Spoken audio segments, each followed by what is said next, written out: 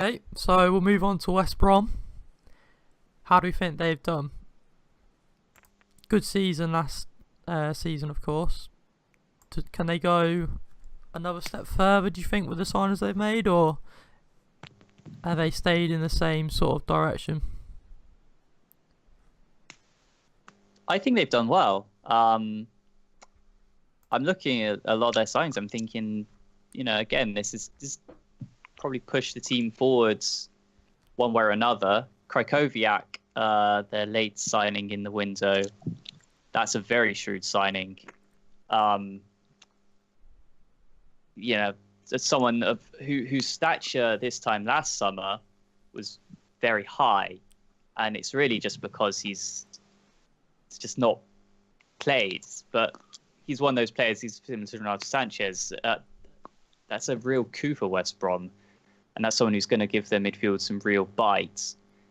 I think Rodriguez has started quite promisingly, joining from Southampton. Someone who's always sort of had it, ability-wise. It's just been frustrating for the last couple of years.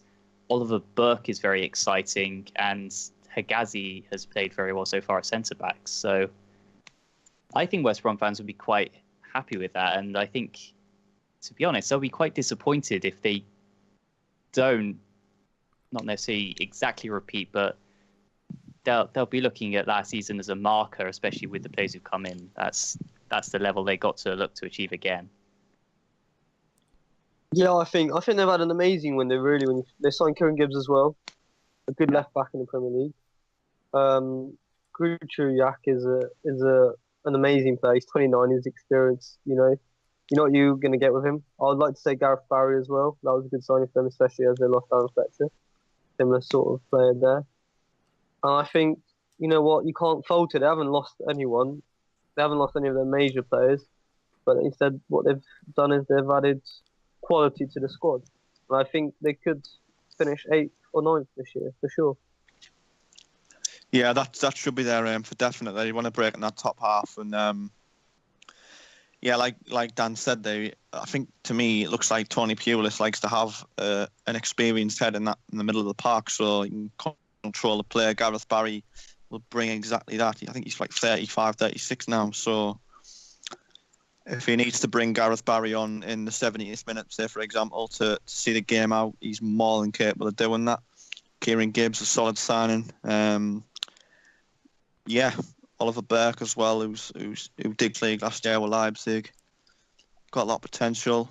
I think West Brom had a very good window. I think Krykowiak's gone under the radar a little bit. We're seeing a lot of people talking about Renato Sanchez being a great signing, but I don't think a lot of people are necessarily mentioning Krykowiak, because people seem to forget that before the Sevilla move, he's very sought after. He's very good talent, and I think some moves don't work for certain players, and realistically, not a lot of people had a good season at PSG last year. So I think to discredit him as a bad player is slightly naive.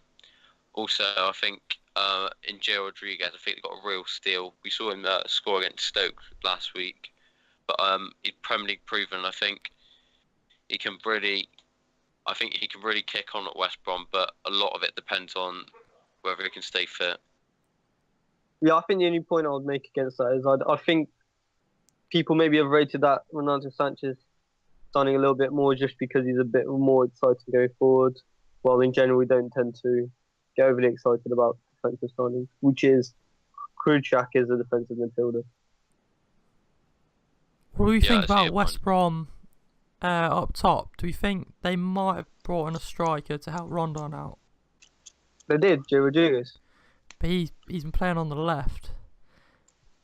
So you think they maybe could have brought a striker in to go with the two up front instead of... Well, maybe just an alternative to Rondon, because I know they were playing Robson Kanu a lot last season towards the end, and Rondon didn't score for quite a while.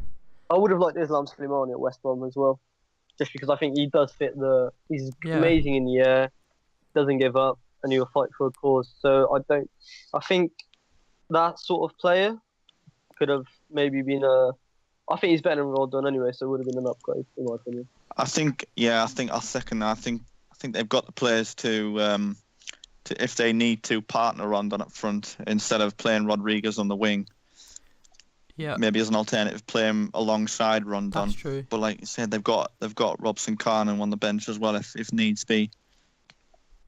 I don't think West Brom fans should have anything to worry about. Put it that Definitely way. I not. think Tony Pulis is probably the most astute manager going in that for that position.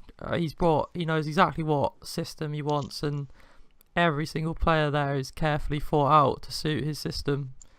Yeah, I think they've got this reputation of being dull old West Brom, but I think their fans should not at all take that for granted. A lot of teams in the league would absolutely appreciate almost being guaranteed survival every year, you know what I mean? So I think it's a difficult one. I think if anyone watched the West Brom Stoke game the other week, then they might argue against that.